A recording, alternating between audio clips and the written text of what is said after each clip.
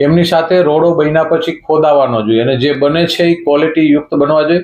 ભૂગર્ભ ગટર અને ગેસની પાઇપલાઇનના હિસાબે જે રસ્તાઓ ખરાબ છે ત્યાં પેચવર્ક થવું જોઈએ તાત્કાલિક. લોકો ખૂબ હેરાન થઈ જાય છે. ચોમાસામાં ન થાય આપણે સમજી શકીએ છીએ, પણ હવે પૂર્ણ થયું છે ત્યારે લોકોના પ્રશ્નોને ધ્યાન આપવું જોઈએ. આ બધાને ખબર છે કે અત્યાર સુધીના મોન્સૂન પીરિયડ ચાલતા હતા, જેથી જે રોડ ખરાબ છે અને હોટ મિક્સ પ્લાન્ટ આપણે ચાલુ નહીં કરી શકતા. વરસાદ દરમિયાન પણ જ્યાં જ્યાં ખાડાના પ્રશ્નો લોકો દ્વારા રજૂ કરવામાં આવ્યા છે ત્યાં કોલ્ડ મિક્સ નાખીને અથવા આપણું CND વેસ્ટ નાખીને રસ્તાને મોટરેબલ કરવાના પ્રયત્ન કરવામાં આવ્યા છે.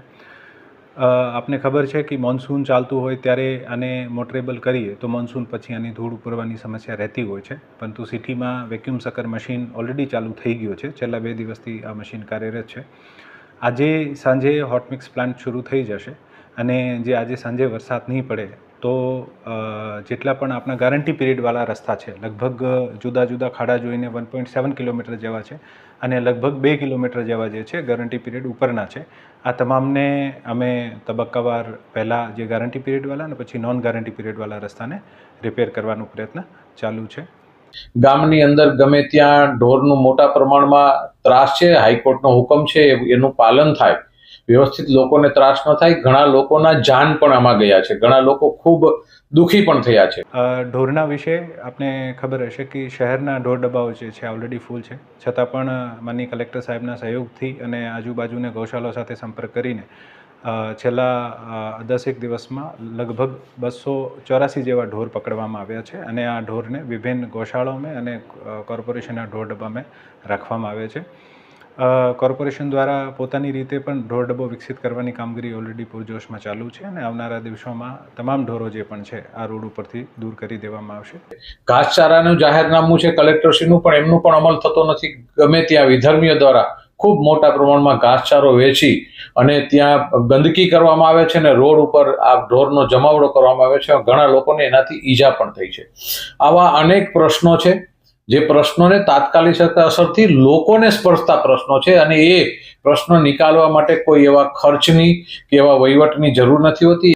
ઘાસચારા વિશે જૂનાગઢ મહાનગરપાલિકા આખા રાજ્યમાં ઘાસચારા જાહેરમાં સ્થળ ઉપર ઘાસચારો વેચાણનાર સમક્ષ કામગીરી કરવામાં સૌથી અવ્વલ છે. જૂનાગઢ કોર્પોરેશન દ્વારા 100થી વધુ FIR નોંધાવવામાં આવી છે અને એક માણસની હદપારી પણ કરવામાં આવી છે. પણ આપ બધા જાણો છો કે આજુબાજુના ગામડાઓમાંથી પણ અમુક લોકો ઢોરોને શહેરમાં લઈને છોડતા હોય છે, જેથી ઘાસચારાનું જે વેચાણ કરતા હોય છે અને પ્રોત્સાહન મળતું હોય છે.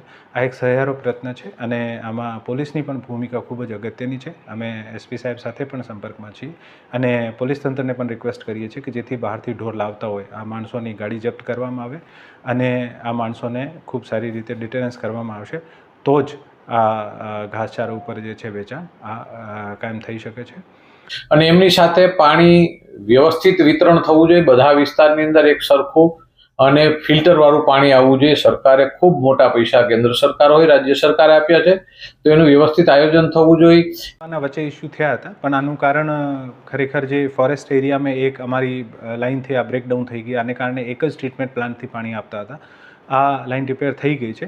હવે પાણી જે છે આ સમયસર મળે છે. અમુક વિસ્તારમાં જ્યાં જોડાણના અથવા લાઇન તૂટી જવાના પ્રશ્નો હોય છે આને અમે તાત્કાલિક રિપેર કરીએ છીએ અને ભવિષ્યમાં પણ એવા કોઈ પણ પ્રશ્ન આવે છે અમે તાત્કાલિક ધોરણે રિપેર ઠીક કરીએ છીએ. ટ્રાફિકની અડચણરૂપ દબાણો, લારીઓ મન પડે ત્યાં વિધર્મીઓ દ્વારા રોકી દેવામાં આવે છે, પાછળ પાથરણા પાથરી દેવામાં આવે છે. લોકોને ચાલવાની પણ જગ્યા નથી હોતી અને લોકોને માથાકૂટ થતી હોય છે. ઘણી જગ્યાએ મહિલાઓની છેડતી પણ થાય છે. એટલે આવા પ્રશ્નોનો નિકાલ થાય. આપ બધાને ખબર છે બધાને કે મોન્સૂન સમયમાં આપણે દબાણ દૂર કરવાનું સરકારના પરિપત્ર મુજબ આપણે નહીં કરી શકીએ છીએ.